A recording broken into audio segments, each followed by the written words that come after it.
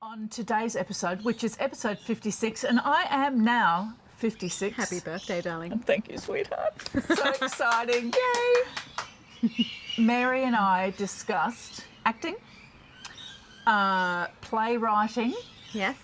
Segueing from one career into another, which is Fritz Frame's Eyewear. Nice segue. Nice like what you did segue. there. Thank you. I'm learning from an actor, and I really want you to stay to the end because we talk about a whole bunch of interesting things. Stay tuned. Yes. Watch the show. Enjoy. Do it again. That was good.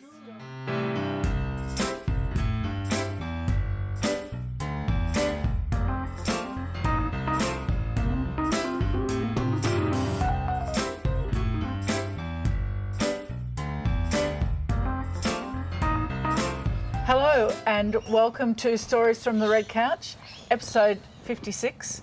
I'm Robin Cook and today my guest is Mary Eggleston. Hey, Robin. Hey Mary, how are you going? I'm really great. Thank you for coming. Thanks for inviting me onto the Red Couch. I've been wanting to do this for such a long time because, I just really love the way you work in all of the different areas that I've been touching in on, Yep. particularly around drama teaching. But you're not doing that now, though. Not at the moment, no.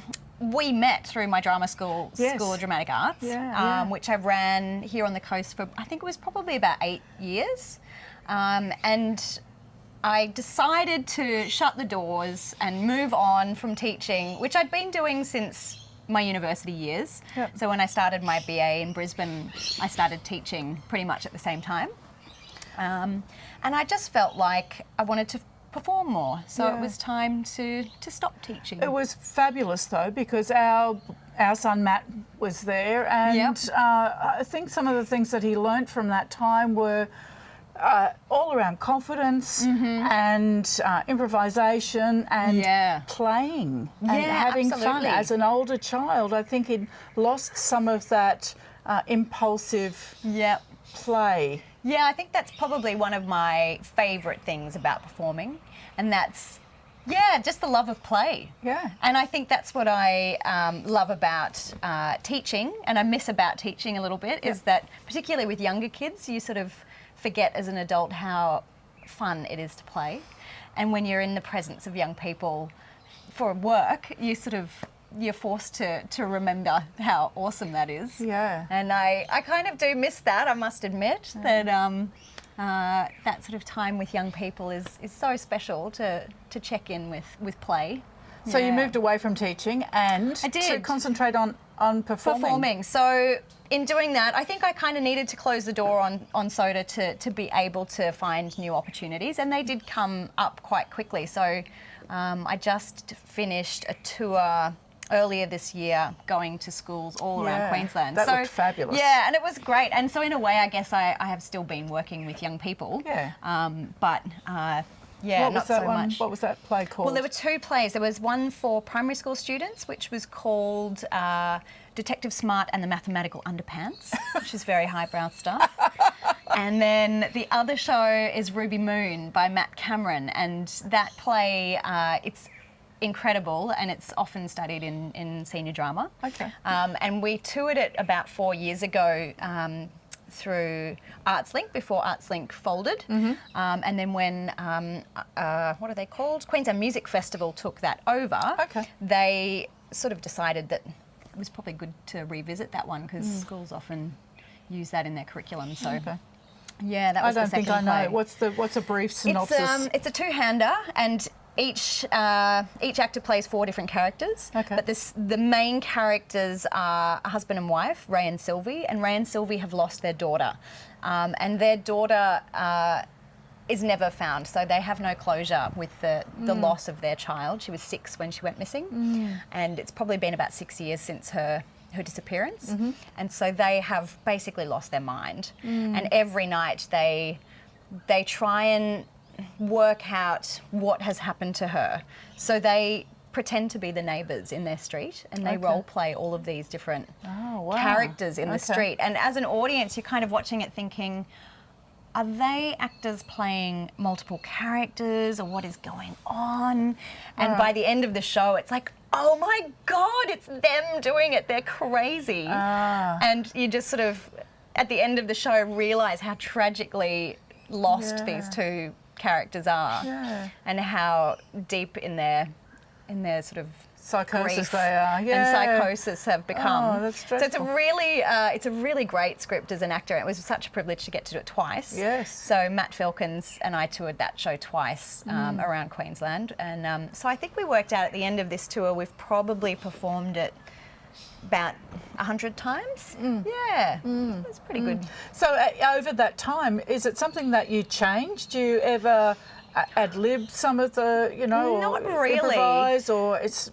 With the younger kids show, because it was written for that tour, it was so fresh, and we kind of needed to work it on its feet. Yeah. Because we didn't have a chance before we went on tour to test it in front of an audience, particularly a young audience. Okay. So that show evolved quite a lot. Yes. But the other show kind of stuck to the script pretty strictly, really. Yeah. So and I it kind of needs to, because it's a very choreographed piece. Yeah, okay. So I imagine that if you're doing it over and over and over again, like 100 times, you could probably still do it now. Could you? I mean, does it really get in? Do you have to let it go? I have a really weird memory, Robin. I have I have a really wonderful ability to forget most things. Sure. So that's just like letting go. Let it go. Let it go. Yeah. Okay. Well, that's probably handy. It was funny coming back to do it after a 4-year break. Yeah. And then relearning the script. We actually had to cut half an hour out of it too this time round. Yeah. So it wasn't learning it the way we'd done it. We had to relearn it. And that was a bit of a mind strain. But it came back. It came back. Yeah. So more performances? Yeah, I'm working on a show at the moment called Ageless. Yeah. So that is, it's being written at the moment. I'm writing it at the moment. Is that the one you were doing with the crew from the Bookbinder? Yes. Yeah. So you were workshopping that at the Black Box Theatre, weren't you? That's right. So they came over and performed the Bookbinder, and how fabulous was that? That was so gorgeous. Oh. And so I kind of wanted to tap into their storytelling techniques through objects and puppetry and all of that wonderful stuff that it's kind of like a picture book coming to life, which is really what the Bookbinder is all about. Yes. It's the premise of that whole play. Yes. So when I saw a video of that show, I decided that was the company that I wanted to work with. And then it kind of worked out that we could get them to come over and be part of that festival. Yeah. And so then you're writing stories as well as performing in them. which is kind of new for me, writing, which is interesting. That's exciting. It is. I mean, I love to write, but I don't know about the process of writing a play. Yeah. And I guess I don't know either, so it's something I'm learning now. And it was so beautiful having the Trick of the Light here and to be able to ask them questions, particularly around writing and writing a play specifically, because it is very different to writing a book or a... So how long do you think that process is going to take? Well, I've given myself a writing schedule. Yes. So I'm kind of trying to work a scene a week at the moment. Okay. So probably another 2 months for first draft, and then I'll probably need another bit of time to work out a And so second draft. Do you hand it over to someone? Do you get it edited? I'm kind of co-writing with my friend and producer Amy. Yes. Amy Moffat. Oh, so yes. We had this kind of system where we'd both write the scene, and then we'd come together and share. Okay. And sort of take what we liked from each other's work and then rewrite again. So we might try and stick to that kind of format and see how it progresses. But in the early stage, it seems to be working quite well like that. Nice to have some sort of structure, I Yeah, imagine. I think so. I think Otherwise, that's the you could key. just be waiting. That's it. Waiting for those words. Where are those inspiration. words Where is coming it? from? Yeah. And that was probably the biggest piece of advice from Trick of the Light from Ralph and Hannah was make sure you have a schedule, make sure you have devices ready to go. What sort of devices? I guess time scheduling was one of those devices. Another one was being accountable in a way that you could get somebody outside of the show Yep. altogether to be a sounding board. Yes. So I've got another friend who I've got in mind as my sounding board. So once there's enough ready, I'm going to send it to him. Great. And he's an amazing editor and wonderful writer. So I think those kinds of checks are really important to have. And also what I'm struggling with, I think now, is looking at who it's for. Yeah, okay. So And for how big an audience So it's who for. is it for? Well, my original version of Ageless was a one-on-one interview. Okay. So I basically set up a situation quite like this. Yes. And sat down and had a conversation with somebody and recorded it. Yes. And I kind of steered their questions in a way that I wanted the answers to come out. Yes. So the theme being ageless, it was sort of all about how we retain our curiosity as we get older. Okay. So, yeah. So now, I still haven't quite decided. I do want to take Ageless into aged care facilities. Yes. And continue that intimate sort of interaction. Yes. But I would also like it to be available to a wider, Yeah. a large audience. Yeah. So it's just now about how to stretch its parameters. Yeah. Fabulous. So, what else are you doing though? Because you're not doing quite as much acting now, That's it. though, are you? That's right. Yeah, and I'm really curious Yeah. about that process of being fairly clear about a career path. Yeah. But not so clear. No, not so clear. Okay, and then going, you know what? I'm just going to do this now. I get very bored very quickly and distracted by everything.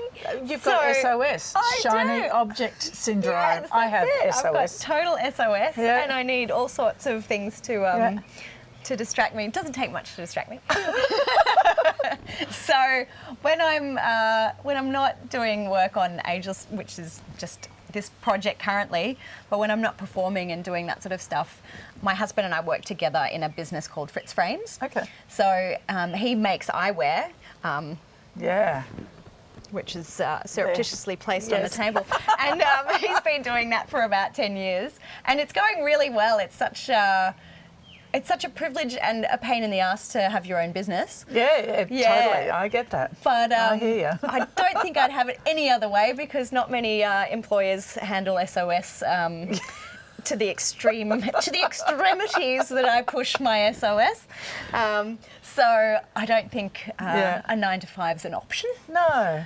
Couldn't do it. No. So it's great that Fritz has got his own business, and then I do the marketing for him, and I do a lot of sales trips for him, and we do a lot of that work together. And he's the one making the frames, and you're doing the acting to spruik them. Yes, So those sorts of skills are really transferable, aren't they? They're very when you think transferable. about So it. acting is life. Yeah. Acting skills are life skills, which is basically what my premise was when I had School of Dramatic Arts. Yeah. It was, offering kids and young people those life skills, really, and just having a great time whilst we were at it. And I think there's a lot of drama schools that are probably far more structured and cover a lot more things than we did in Soda. But I kind of wanted a drama school where the kids were kind of calling the shots, and whenever we performed, or mostly when we performed, they would devise their own pieces, and that devising process is such an integral part of learning those life skills. So that was There's a lot of critical thinking that comes into that, isn't there? and just working in a team and being able to come up with ideas together and then run with those ideas and then get it to a place where you can perform it in front of an audience so I think that was more important to me than really polished musicals with wonderful costumes and that kind of stuff. Yeah. Which is great. That's definitely. Well, I think there's a place for all of those things. Absolutely. Isn't there? And really who doesn't depending love on going and watching something like that? we love it. Love a we bit of love that. it. Yeah, absolutely. Yeah. But it's like different sorts of educational institutions Yeah, and kids and whether they fit I know. one system or another I system don't or have another kids, system. but I just constantly think, holy shit, how on earth would you navigate that? Yeah, well, it's not easy. It's not believe me. easy. No, I do we not. are still going through that No, process, yeah. and it's not always easy. No, I mean, we're lucky in Australia because it is a country that embraces, especially here, that embraces homeschooling. Yeah. But in Germany, where my partner's from, Yep. it is completely illegal. Although Germany created, the Waldorfschule and Montessori and Yes. all of these schools, probably because they don't have any kind of homeschooling whatsoever. That's astonishing. Isn't it? Yeah. Yeah. So now segue Segue. to the Sandmann. Is he Exactly, from Sandmann. there? He is from there. Can you so tell I me brought about this? Sandmann Yeah, along. so we've got our This little we have guy. our table piece. He's the main character. He's Sandmann from an East German children's animation. Yes. By that title, Sandmann. Okay. And I went to the Babelsberg Film Museum in Potsdam when I was an exchange student in Germany and fell in love with the little figurines. They had all of everything was there from when they made Beautiful. the Sandmann episodes back in the DDR. And and when I was visiting last year, I found him at a flea market, and Okay. I just had to have him. Well, he's small enough to pop in your backpack. He's a great little travelling buddy. Yeah. Yeah. So, well, that's lovely. And a couple of years ago too, you were doing some puppet work. Yes. With Rebecca, who we had Yeah. here Oh, with great. Ruby one Yes, day. awesome. Yeah. So, what was that about? What did So you do there? in the latter sort of part of Soda, I kind of, because I moved to Nambour and I really wanted to base the Soda classes out of the black box. Yeah. So for the last 6 months or so, I just did puppetry classes. And Rebecca and I worked together with all of her hand puppets and a group of young students. And yeah, it was lots of fun. I've always wanted to do more with puppetry, so it was just a really good excuse for me to learn more about puppets, really. So, hooking up with Rebecca and getting to play with all of her wonderful puppets. Yeah, and they are gorgeous. Yeah, and the kids at the same time. So that was really lovely. So, what are you going to do with these frames? Can I have a look? Yeah. Let's just pass them over. Pass Because I these want to over. talk to Fritz as well. They're Yes. so beautiful, aren't they? Aren't they lovely? Shall I just pop them on? Pop them on. You might get a shock from my prescription. Oh, yes. loud. Yeah, they are prescription because are. Yeah, so am I, but they're different. Different prescriptions. Yeah, they're fantastic. So he hand makes these. He does. So That's each amazing, isn't pair takes about 10 hours to make. Yep. So it's he layers timber veneer and carbon fibre, and so he makes the material that they're created from and designs them and then makes them. That's I know. fantastic, isn't it? So he's a boat Just like builder that. by trade. Ah, So okay. he's got all sorts of wacky skills, and Yes. and from boats to this. Yeah, why not? Go figure. Again, this is like a travelling companion. I know, they're so where much easier to to manoeuvre than a boat. Exactly. That was exactly one of his thoughts of process when we were thinking about, what's a good product? What's something that's easy to make and doesn't take up Yeah. too much room? And Yeah. well, he was already making frames for himself for Okay. years and years. So and for me as well. So it was kind of a natural progression in a way. Okay. Yeah. And so you're going to just sell his frames, or you?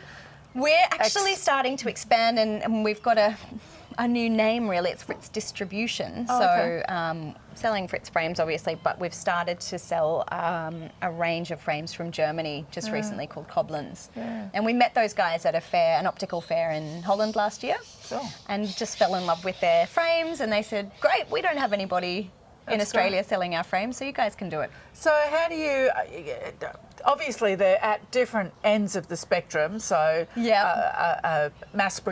a company that sells mass-produced frames to something that is bespoke. Yes, and I think their frames aren't super mass produced, but they're certainly more mass produced than a bespoke Yeah. frame like Fritz frames. Yes. But they kind of complement each other really nicely because they're all titanium, very fine rimmed, beautifully crafted German made frames. Yeah. And German made Fritz frames but a very different thing Yeah, altogether. no, but It's kind of a nice like couple. these glasses are mass-produced. Yeah, right. Yeah, so you've got, you know, the handmade ones. And how do you compete in the marketplace It's such a funny for that sort industry. of thing? Yeah, it's interesting.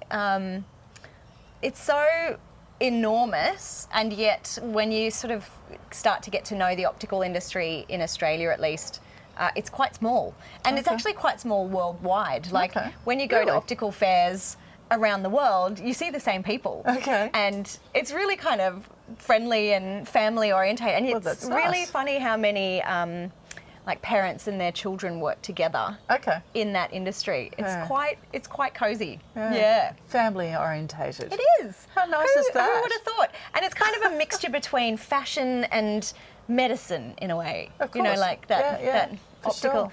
I mean, there's some very boring optometry stores out there.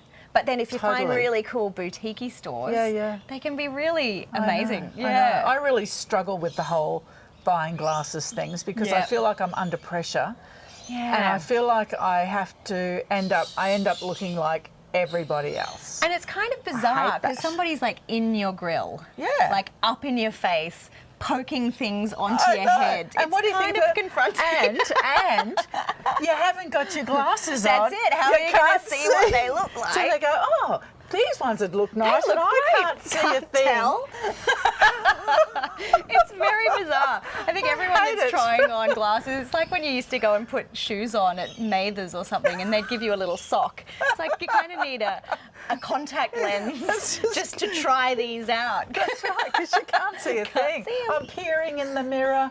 Oh, I don't know. They must be great. They'll do. That'll do. Oh, that'll do, and I storm out. We often, like, when we're trying to get people to try Fritz frames on, is take a photo of them. Oh, that's a good idea. And then they put their frames back on, and then they can have a look at the it. photo. But it always doesn't look quite right. It's never really how it looks in the flesh. But never mind. I don't think we know what we look like anyway. Mirrors don't quite tell the right story. So no, that's right. And, we're often self-critical. As well. And it's like, you know, you think your voice sounds a particular way, and then you hear it, and you're like, oh my God. I know. Do I really sound like that? Oh shit. Oh, it's a terrible thing. Yeah. Oh, never mind. It's going to happen when I watch this back, I'm sure. Yeah. You'll be fine. You'll be fine. I'm sure you've seen yourself on other things. I try to avoid it. Do you? Yes, yeah. Not a great idea. Well, I'm going to ask you all to share Mary's story. Just spread it out there. Just put it out there. Social media, blitz it. Go for it. Facebook, Insta, YouTube. And I'll just keep coming across it. Yeah, and there's a bunch of other ones that I've got no idea what they're called, other social media platforms. Neither. I'm not very up with Hootsuite that shit, why don't you? Yeah. So that's it. Thanks for coming. I think we're just going to wrap it up there. And I'm just going to keep bumping into you at the market, or the Black Box Theatre, or the Ambo. Yeah. Which is really nice. It's a good thing. Yeah, it is. Thanks. Yay.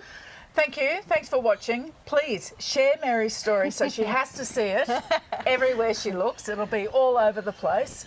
And follow us on, subscribe to YouTube. I think that's... Is that how it works? That's how it works. Yeah, subscribe. And share, comment, all of that kind of stuff. Exactly. That would be fantastic. Everyone loves that. Thank you very much. You get it all wrong, Mum. I know.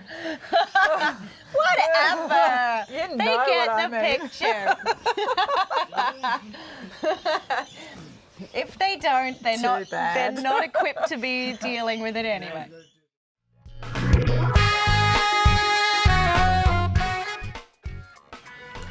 Yeah, well, that's why I struggle, because I know that the conversation has happened. But you were speaking in the right tense.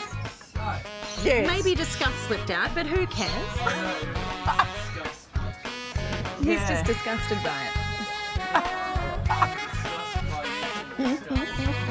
Oh, well, yep. And that's a wrap.